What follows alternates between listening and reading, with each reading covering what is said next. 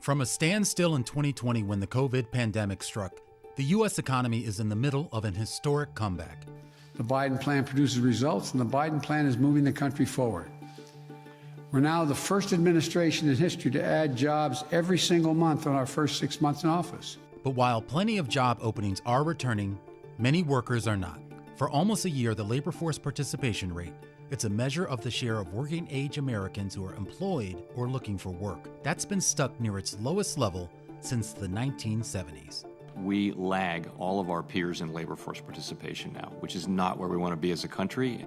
So where have all the workers gone? Some of the departed are baby boomers. Retirements in this group more than doubled in 2020 from the previous year. That's one reason companies say they are having trouble finding qualified workers. Another factor, automation. The adoption of technologies making some human jobs redundant predated the pandemic, but has since sped up.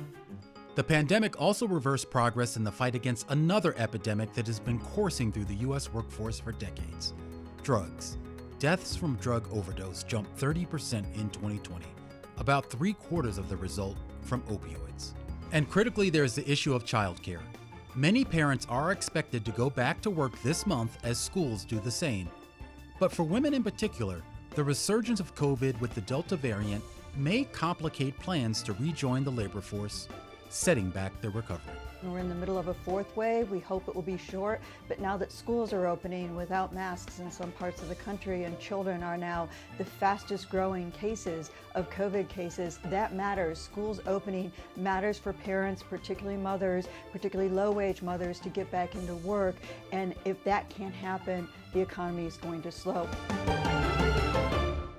In the day when the keepers of the house shall tremble, and the strong men shall bow themselves, and the grinders cease because they are few, and those that look out of the windows be darkened, and the doors shall be shut in the streets when the sound of the grinding is low.